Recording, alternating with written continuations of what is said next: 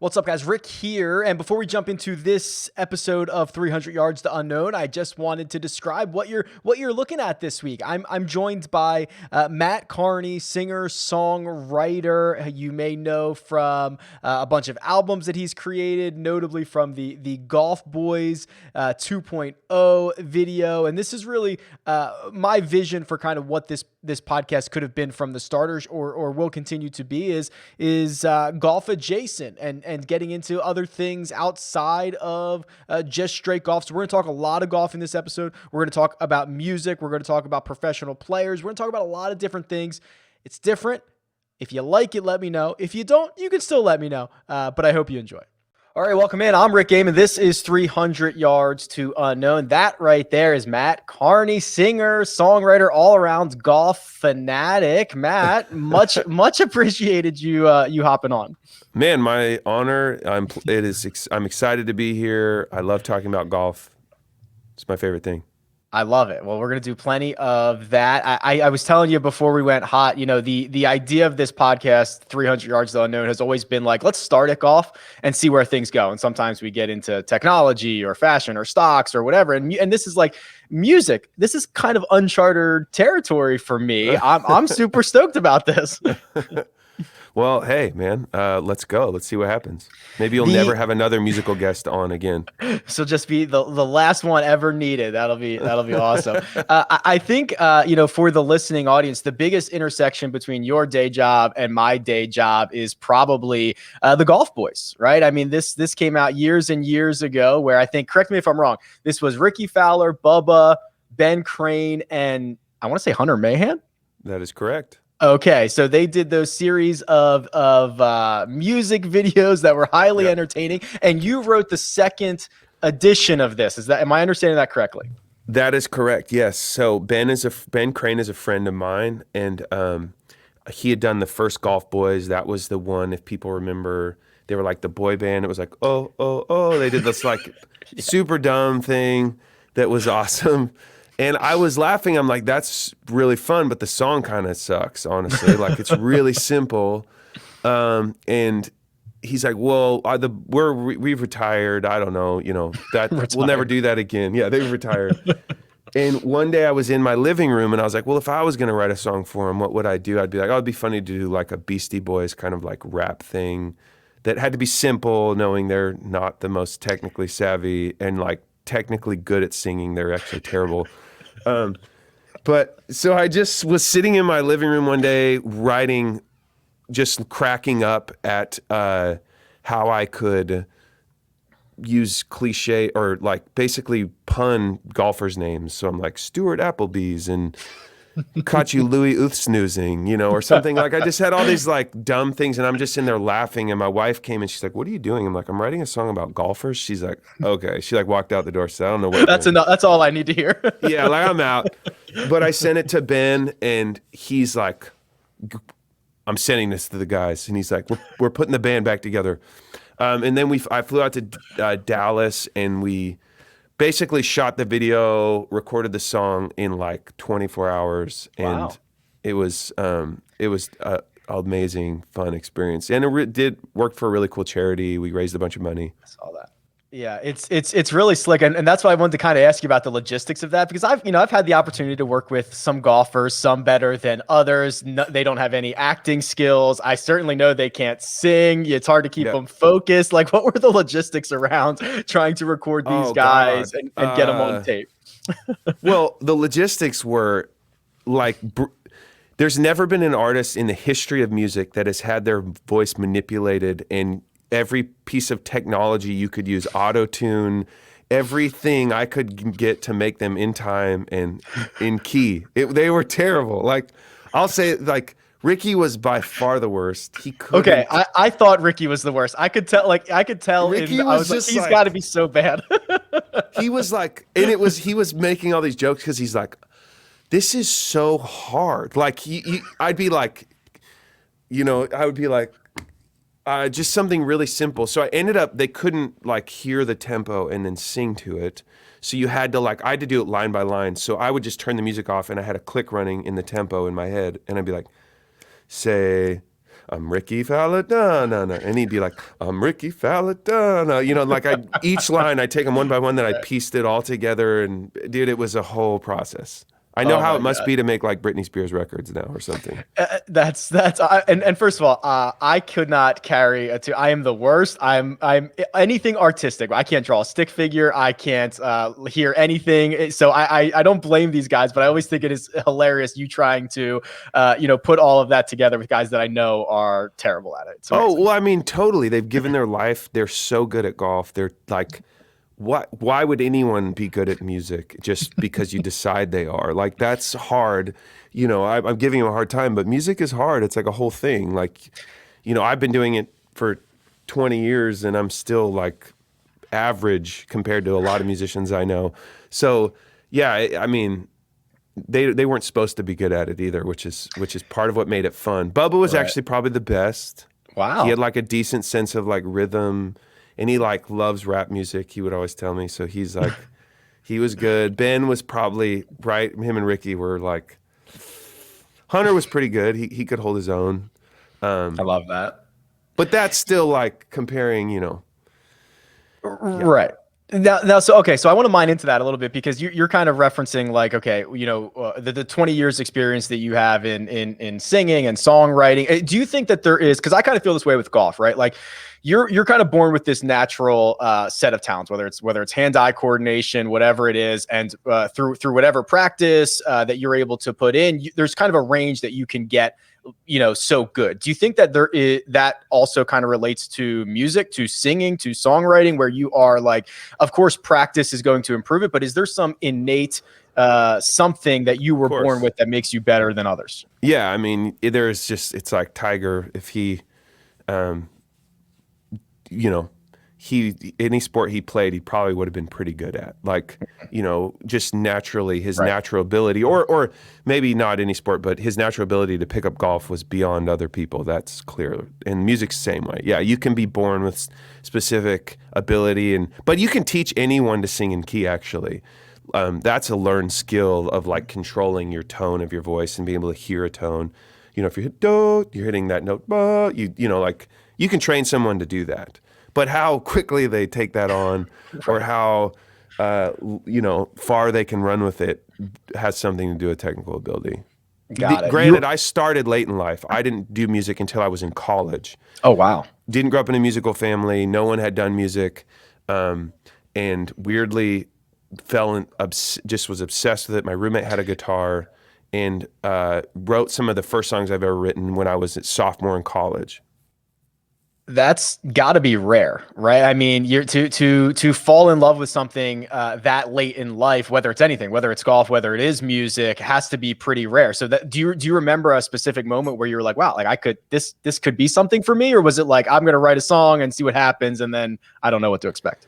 No, it was just like something I was obsessed with. It was, I was an English major. I loved writing. I was a terrible student. I was actually a soccer player. In high school, it's what I went to play soccer at Chico State University. Great, go Wildcats.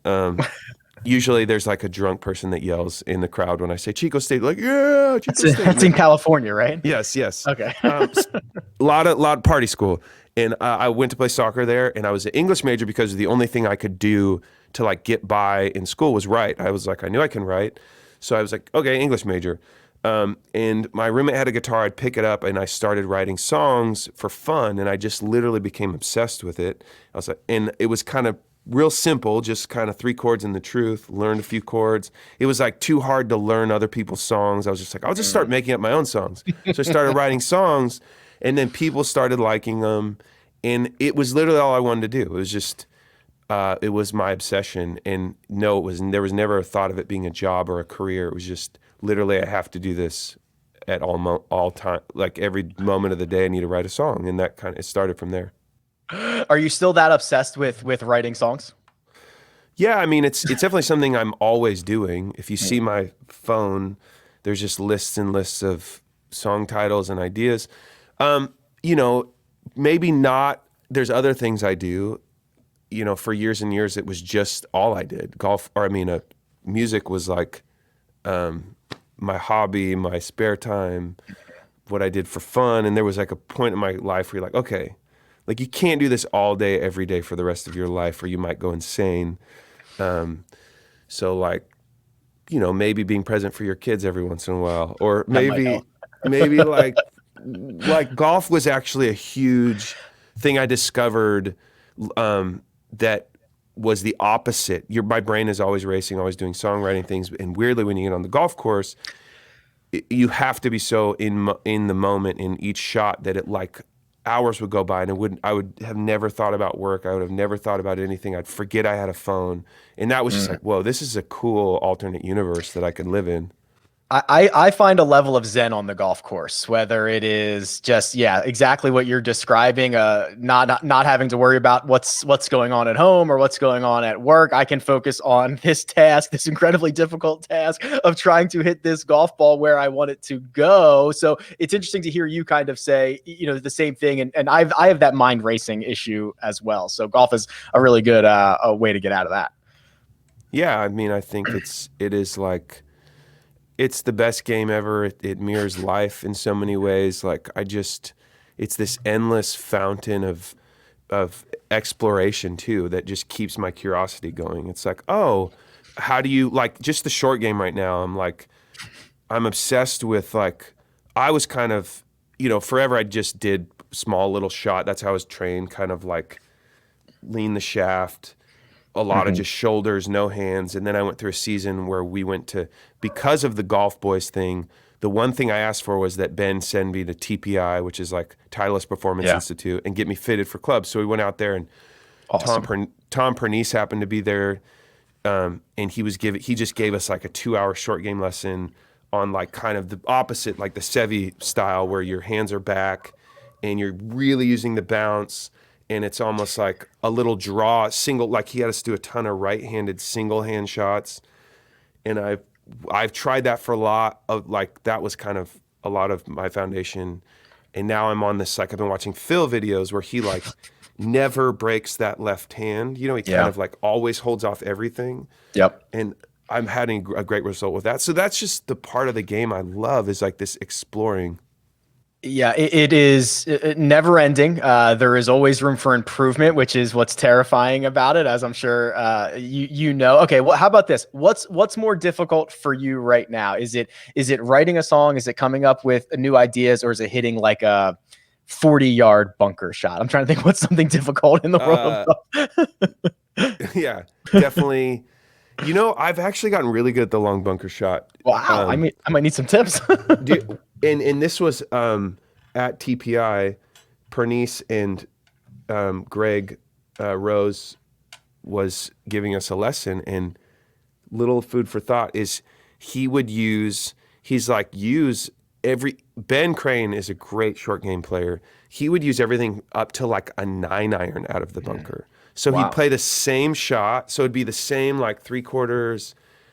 But so he's like, just use your 50 degree out of the bunker. Okay. And if you need it to carry farther, just use a different club. Don't swing harder. Use your pitching wedge. Literally use your pitching wedge. When you have a 40-yard bunker shot, pull out your pitching wedge, use your same sand shot, and just do it a couple times. Practice. You'll see how far they go. And it like made everything so much easier. Like I rarely use my 60 degree out of the bunker anymore. I go, if I need to roll it tight, I do, but I'll use my 56 a lot. I'll use my 50 if I really need it to carry farther. Pitching wedge I'll use sometimes if I want it to go. That's my problem. My only regulator out of a bunker is like, how close to the ball do I hit, right? Do I hit 2 inches behind it? Do I try to like clip it a little bit closer than that, like a half inch behind? Otherwise, it's the same swing, it's the same club. And that is probably why I'm struggling with those long shots, because that's the only thing. Maybe trying a pitching wedge would be a good idea and not have to worry about it. He did this weird thing where he's like, okay, let's not hit to a hole. Here's your 60 degree. He would drop, we're going to hit 5 balls, and he'd go, okay, give me a quarter swing with your 60 degree. He'd be like, okay. And I wouldn't think about anything other than that. And weirdly, they would go relatively the same distance. They'd go, okay, go half shot, and they'd go maybe 3 or 4 more yards farther. Okay, 3/4 shot, and they would carry 5 yards longer. He's like, cool. Know those numbers. He's like, now do it with your 56. Same thing, quarter, half, three-quarter. And weirdly, they would almost all travel the similar distances for each one. And he's like, okay, now do it with your 50. Now do it with your pitching wedge. And he's like, as you learn kind of your comfortable places, you can always just do a half shot with a 50, which is easier than trying to pick a 60 degree at a full tilt. Like, that's such a hard shot. Whereas like a half 50 is way easier. I mean, it really is trying to almost. I mean, Bryson DeChambeau kind of does this too, right? Take out, hit the same swing every single time, have the same length irons. That way, you don't have to worry. Like, you're just removing factors. So if you're just able to have the same swings, whether it's three quarters, a half swing, quarter swing, but be able to switch clubs and never have to worry about it. I mean, intuitively, it makes a lot of sense. I'm sure in practice, it's much more difficult. But you know, you got to put in the time to know your yardages ish. You know, and I don't really, but I know the feel of like how far they go more now. But Ben Crane does the same thing with all his wedges. He knows every club he's like one of the best wedge players ever, because he knows a quarter 60 degree, half 60 degree, three-quarter 60 degree. He knows, he has them all written on his grip of his club. Oh, really? For every club. And so he gets up there and he's like, okay, if I'm trying to hit a 75-yard pitch shot, he knows, well, my 70 degree, my three-quarter 60 goes 70. He goes, then all you have to do is feel 5 yards. You don't have to feel 75 yards. You just got to, I said to be a tiny bit more than half with my 70. And he goes, and that's 75 versus 70. And he's like, yeah. That's pretty sharp. My camera froze. Can you tell? Yes, I can. I can hear you though. That's a good sign. Oh, I think we're back. I'm on airplane. I put on airplane mode. People are calling me. You're a busy man. Yeah, let me. Don't mind me. Guys, it's the real world here. Boom. Awesome. I actually saw Lee Westwood. He writes his stock yardages on the back of his club face, like on the back of it, with like a black Sharpie. So he pulls out his 6-iron or whatever, and it's like 182. Like, that's his carry yard, so that he knows exactly. I mean, these guys, I guess if they're doing it, we should probably be considering it. I mean, you got to be able to hit it consistently, which is harder than knowing your yardage. but it is way different when you get over a 70-yard shot. Like, why aren't we getting birdie putts like those guys? Some of it is just our preparation, and that I don't know exactly, like my 56 and my 60, which shot can I hit with those to go 70 yards and be like within 10 feet every time, and then have a chance at birdie. Ooh, that'd be nice. Whose golf swing do you think you envy the most? I mean, other than like Tiger, you know, I just ripping it. The default. I love Colin's swing right now. Like, I think that like, just I do this thing where your pelvis comes forward on impact, early extension. So getting that left hip back where your butt cheeks are like facing behind you, and you're like, it's just, that's what I'm working on. And yeah, he's absolutely phenomenal. Okay, so here's the other question. Now, whose music do you envy the most? I'm, you know, historically, I love Springsteen. I love his attitude. I love his style. I love that gets real, but he like kicks ass, but he's also vulnerable, but he's funny. Like, that guy is one of my favorite artists of all time. You mentioned something earlier where you said it was harder to try to like replicate other people's sound, so I just did my own thing, which is actually why I think I have had a very difficult time describing what type of music you make, what genre you make, right? It doesn't sound like I could not put you in one bucket. So while I'm looking at you, while I have you here, how would you describe your own music? Yeah, I don't know. I mean, I definitely love to blend genres. So when I started out, you know, I was a kid with a guitar who was like a skater kid from Oregon who was like, grew up on hip hop music and like Tribe Called Quest and De La Soul and like bands like that. So I was kind of blending all that style with an acoustic guitar. So I'd be like telling a story, but I couldn't sing very well because I was learning how to sing. So I would be like, you know, almost like rapping a little bit. so there was a lot of genre influence bending, like bringing my Paul Simon influences and my Tribe Called Quest influences, but also I'm from Eugene, Oregon, love James Taylor and, acoustic music. So I would bring that into it. And so, yeah, I don't know. I just love exploring and playing with different styles and making them my own. I always have a hard time answering that question. It's funny. I'll be completely transparent with you. I don't listen to a lot of music, and my wife is a music nut. She's like, you're like, that's like the sign of a serial killer, that like you don't listen to music like as much as I do. She always has something on in the house. She always has it playing. And we were, as in the last couple of weeks, I had sent her your new album that's coming out. So it's January Flower that's coming out May 21st. And we were listening to that, and I swear every time I walk out, and she has music on, I'm like, hey, who is this? What is this? And she's like, oh, it's Matt. And I'm like, oh, okay. Like I only ask because I like the sound, and I don't often ask. And I feel like every time I've asked recently, the answer has been you. So I'm stoked about it. That's awesome. Your wife sounds like she's got great taste.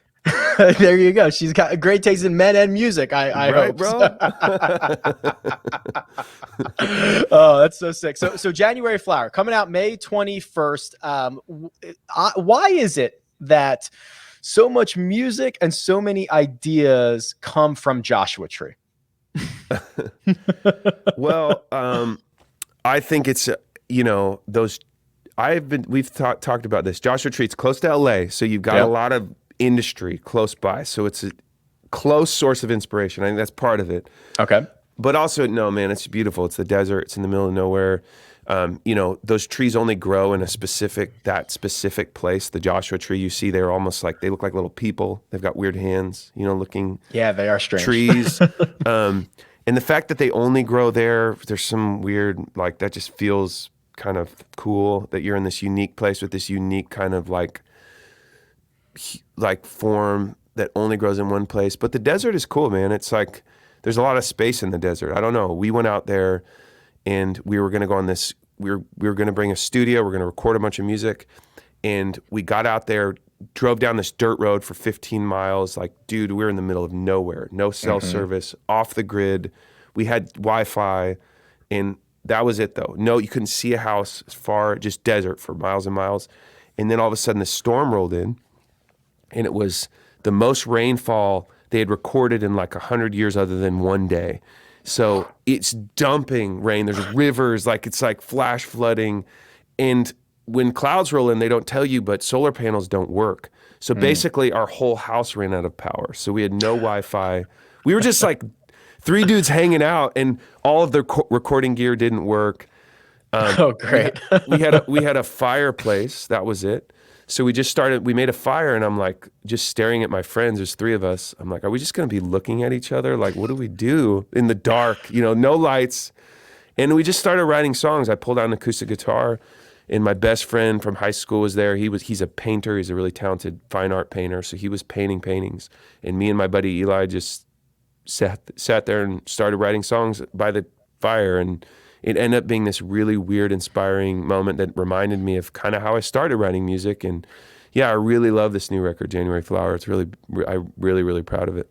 Yeah, we're rocking it in the house right now. It's awesome. The Joshua Tree stuff, I come from kind of like an entrepreneurial background, and that's where like guys from from Silicon Valley, they go and they come up with their new $1 billion idea. We've been out there one time, and it made me feel small, Matt. You know what I mean? Just the expansiveness of the desert. Now I'm not creative enough to do anything with that feeling. I'm glad that you were able to take inspiration from it. I wish I had that superpower. I'm sure you took something from it. I mean, you do your thing. You have creative outlets. You're creating content that's compelling and interesting. I mean, that's all creative. So I think, I think all of that's good for us, man. Feeling small. I think golf does the same thing. It's like this game. Anytime you're out of your head, you're put in a place where you are connected to nature. You're connected to something bigger than yourself. Yeah, I long for that, and some of the best music and moments of my life come out of those experiences. So yeah, when the music reflects that, I think hopefully it provides some of that for people. Do you still get nervous playing in front of crowds? You know what I mean? On the first tee, yes, every time. Okay. Okay. And what about in terms of music? So more nervous on the first tee than on a Oh stage, I'm yes, sure, right? yeah. I think so. Yeah. I see. It's funny. I grew up playing with my dad. My dad is awesome. He was scratch golfer for a while. He played in college at UNLV. He grew up in kind of a rough family in Rochester and became a caddy. He didn't have a lot of money, so he wasn't like the country club guy. He was like just a golfer, loved golf. Moved to Eugene, Oregon, joined a big investment. He joined Eugene Country Club, which is like top 100 course. They had the NCAAs there the other day, but it is a beautiful course. Yeah. But still like a golfer's place. It's not like they didn't have a pool really that was nice until like I was in middle school. But it was more about the golf. And but I just grew up playing with him. So it was just always me and my dad. I never played with anybody else. But I started getting into golf again maybe 10 years ago. And my friend invited me to this swanky country club in Nashville. And I'll never forget, I got on the first tee, and I'm not used to playing with anybody but my dad. So there's just like, I don't know, we're just playing. And like, all of a sudden I'm on the first tee. There's a ladies group behind us that's waiting. There's another group behind them. I'm with my friend's dad, who's like this businessman. There's like 20 people on the tee box. And I got up, I'm like a pretty good golfer and, never felt this feeling. I get on the first tee and my right leg starts like literally shaking. Like I can't hold it still. It's like grrr, and I'm like, holy crap. I've never been I played David Letterman. I was nowhere near this nervous. I literally couldn't feel my hands, and I totally duck hook one like 20 feet into the brush, and they're like, hey, hit another one, so then that's like the last thing I want to do is hit another one now, okay, right? I'll drop one in the fairway. And I just freaking just ripped it like somewhere else out of bounds. I'm like, oh my God, what is happening? I don't even know, am I playing a sport? Like I can't feel anything. And they're like, hit another one. And I'm like, no. And of course the crowd is getting quieter and quieter. And like no one's joking and just everyone's just waiting, like, please hit the ball in play. And yeah, I didn't. I hit 3 out of a row. I'm like, guys, I'm good. I'm just gonna go drop one up here. Thanks so much. Yep. And yeah, definitely more nervous than I've ever felt on stage. That gives me anxiety just hearing that story because I know that feeling. And yeah, I would have been, you know what? I'll just drop one up there with you guys. Whatever I could do to get off of this tee box as quickly as possible is exactly what I'm going to do. I love that. That's hilarious. Well, it gives you so much respect for professional golfers and guys that play under pressure a lot. Yeah. When it's a new experience, I just had never once. I'd probably played golf so many times in my life, but literally never played with anybody but my dad. Like that was it. And I didn't have friends that played golf. I moved to Nashville, so it's this new feeling. You're like, I didn't know this. I'm not used to this, like showing up and not knowing people you're playing with, and like, am I stressing them out? Am I too slow? Am I too fast? I don't know. Like that, it was a new phenomenon. I am always I'm like, you know what? I'm just not going to be the slow guy, right? Like if I have to pick up, if I have to do what, like I'm not going to be the person that is going to slow us up right now. You cannot say a wiser thing to people. My dad is like the fastest golfer. We get in fights over it. I'm like, I literally ran to my ball and just had the wrong club, but just hit it because I'm trying to keep up the pace. He's like, what are you doing? I'm like, literally, you have a problem. Like we get in fights on the golf course. I'm like, I took 7 seconds to hit that shot. Like, get off my back. But yeah, like I was just raised like, you are not the slow guy. And I tell my friends that are like, there's a bunch of friends that have picked up golf in COVID, and they're like, tell me about it. I'm like, here's the one thing. You can be bad, but you cannot be bad and slow. Like, those two things are not good. Like, if you're on your 8th shot and if you've chipped it over the green twice, just go pick it up. Like, just don't hit another chip over the green and then make us wait and then go line up a putt and take a practice swing. Just don't do it. Like, there's another hole coming. There's another one coming. Don't worry about it. It's 4 hours, bro. Like, it's already too long. Golf rounds are way too long. Like, we're good. You're going to be out here. You have 3 more hours to figure this out. That's awesome. My dad and I are playing tomorrow, and we are. I'm sure if there was nobody in our path, we would run through 18 holes in 2.5 hours. Probably, we would be Yeah, out of bro. there. It Oh would yeah, be man. awesome. Yeah. I was scrolling around Instagram about 45, 50 minutes or so, Matt, and I come across a little story from you dropping. What is this? A single? I can pre-save Anywhere with You right now. This is a little, just like a little surprise nugget There you for go, us. bro. There you go, bro. I know, man. We're actively posting on the podcast. Yeah, man. Song comes out tonight, actually. Depending Says on when this airs. surprise. I didn't know if Depending this on was an April Fool's joke or not. Yeah, so we're recording this April 1st. It'll come out yeah, probably tomorrow. But yeah, so surprise. I thought this was a joke, but no, this is a real thing. the real thing. Yeah, we're just dropping it on them, man. I'm really excited about this song. It's called Anywhere with You. It's like I wrote it actually pre-quarantine COVID about like I'd go anywhere with you. It's about traveling and experiencing someone with people, and it has taken on so much more meaning now that we're kind of stuck at home. And I think we've all realized how much we value doing that and having experiences and traveling. And I think I appreciate more than I ever have. Certainly things have been reoriented in my brain over the last year or so about what is important, what is not important. The one thing that I always think is awesome, and I don't know if this matters as much anymore, but I feel like you of all people, you're going to care about this. And it's like the order of the songs on an album, right? I think we're in a world where there is, there's a lot of streaming. I don't know if people are listening to them in order, but I assume I'm looking at January Flower right now. I See Anywhere with You. That's the 6th song. I assume that was by design, and this entire order is very well thought out. Oh yeah, bro. It's like a great golf course. It's like, there you go. It's like a 12-hole golf course, usually. Maybe 10-hole golf course. So you definitely, except it'd be like you would start with a really good hole.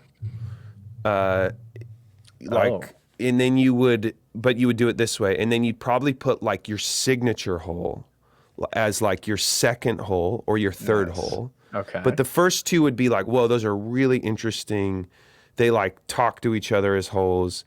Then the third one would be almost like your signature hole, which usually signature holes are usually on the back nine, right? Is that, I feel like they're like 13, yeah, 14, usually 15. or after the turn, right? Or Yeah, like yeah, a closing stretch. Yeah. Yeah, exactly. So it would be that. This would not be like that. Songs, you'd be like, great hole, signature hole, then maybe like a really interesting par 3. So that would be like your ballad. Maybe you slow it down. If par 3s are like the one song where you like, you go down, then you come back up and you have a really good par 5. I love this. Yeah. And then you would go like, then you'd have your par 3, again, and then you would end, you kind of start winding down actually, and your last holes would be like, usually I like to end kind of on some ballads, but you want it to be an experience. It's like a movie. You like each song has to naturally go into the next one, where you're like on this journey, and you're compelled. Like if you're super up and you're rocking, either you want to stay up there, or sometimes it's nice to go and like hit them with like the ballad after that. You've created this void, and then when the slow song comes, they're like, whoa, you're gut wrenching me now. Yeah, song track listing is fun and challenging, and something I love. I love it. I love that you compared it to like a golf course design. I was not expecting that. That was very sharp. I really appreciate that for breaking it down for me. Before we get you out of here, I mentioned this album, January Flower, comes out May 21st. I assume it is going to be available everywhere, right? That's how music works these days.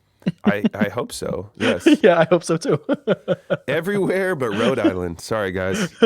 Sorry, you're out of luck on this one. Yeah, everywhere.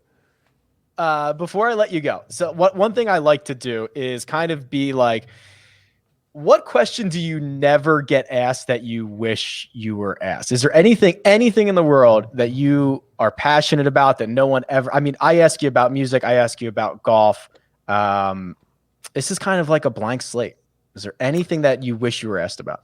I mean, I love talking about golf. I love, in context of this interview, you know, why do we love the game of golf? I think that question is something I've been thinking about a lot, is like, why do I love golf? Like why is this game, why do I go play around with my dad and then I come home and I talk to him about it for 2 hours after this 4-hour experience? Like, and I just have been thinking about that a lot. And I think my attraction to it is that it does mirror life in a lot of ways. It's like, as you get into like, there's the fundamentals of the swing, but then there's like this kind of like, when you're playing bad, can you have fun doing it? Yeah. Like, can you enjoy it? Like, if you're not playing great, why would we that's something I'm really asking myself. Why would we give so many hours and time and energy to this thing and then not enjoy it at times? Like, that's terrible. Like, I want to go out and enjoy company of people I'm with. I want to have a great time. I play better. I don't know. It's just like, there's so many mirrors to your life and how you exist and your integrity and like your work ethic and your discipline and your being able to bounce back from adversity, your ability to like have a positive outlook during adversity, your ability to have community with people, to share an experience, to be a gracious person around other people when you're playing bad or you're playing good. Making your score important, but not too important. I love all this. It's like, why freaking love? It's the greatest game ever created.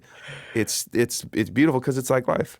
What I loved is that most of the things that you just listed were more mental than they were physical. And they were more about how you handle adversity. And if things aren't going south, are you able to bounce back, or are you able to say, you know what, I'm at least out here having fun? Or if you are going well, how long can you stay in the moment? How long can I avoid all of these distractions that are going on around me? Can I stay focused, or can I help out the people that I'm playing with? Can I be gracious? Can I be considerate? Can I be a part of this group? It is so much more than just the white ball lays on the ground and let's smack it around for 4 hours. Well, I mean, you're with someone for 4 hours, and I think an equal part, my dad always says this, is like being a good human to be around is part of the game too. Like, if you're the guy that's like, I'll never forget, I'm playing and of course, the more hours you spend, like I'm as guilty as anybody, the more hours you spend practicing, the more it's like, the more you want to reap from it. And it like the expectations change a little bit. Your identity, and then you start putting your identity into it. It's like music. It's like anything with me, and there's certain things our identity are supposed to be and certain things that don't do well. They don't support our identity well. So like, even as a musician, I put all this time and energy, and at this weird point in my career where I'm like, who am I if I'm not a musician? And like, and that's just, I want to be more than just a musician. I'm a lot of things. And like, I don't want one thing to give me my identity and who I am. Anyways, yeah, like the more you put into it, and we're playing at Black Butte in this beautiful mountain. I mean, you could not have picked a more beautiful place in Central Oregon, evergreens. And I can't freaking figure it out. And I hit this punch. I hit it out of like into the trees, and then I go to punch it out, and I hit it through the fairway into more trees on the other side. And I remember I just like threw my club, and it like hit the golf.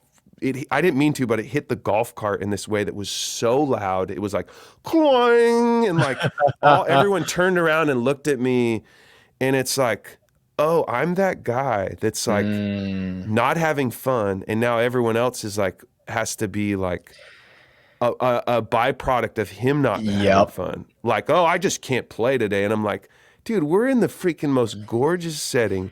All of us are on vacation. I'm playing with buddies that are from out of town. Like, we should be able to have fun. Like, even if I can't hit a punch shot, like something's not right. I used to slam my clubs all the time. I used to slam them. This was years ago, but I started to convince myself that if I slammed my club, if I was that guy that like the golf gods won, like this game is hard enough. Like, don't show them that you're getting to me. Don't show them that like I'm getting frustrated because I can't do this. Like, that's like, oh, I'm also losing the mental battle here, and at least I can control that. So I'm like, nah, like it's cool. Well, like there's another shot coming. And dude, we've all been there. Like, there's no judgment. Every single human has been really frustrated, and I will again be very frustrated at golf because I care about it. That's fine.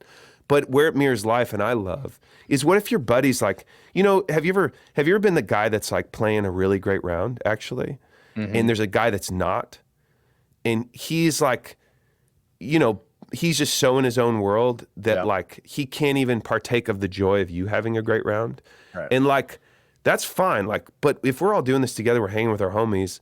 Like, I also want to be invested in a guy making a birdie and be happy for him and like enjoying that experience. That's fun. When we're all having a communal moment and your buddy who's never made a par like dunks that 10-foot par putt, like that's fun. It's fun for me. And I want to be like a part of that journey with him too.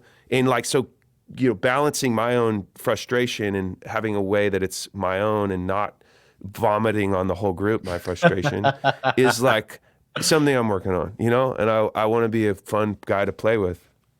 I love it. Perfect perspective. And we will continue to try to improve on that every single time we get out there on the course. But for now, it's Mat Kearney. It is May 21st for January. Flower, your 6th or 7th album?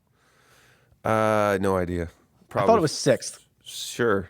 Okay, we'll call it around the 6th. Yeah. His Around the 6th album, May 21st, January, Flower. Matt, much appreciated as always. Enjoyed this, and hey, hit him straight the next time you get out there. You too, Rick.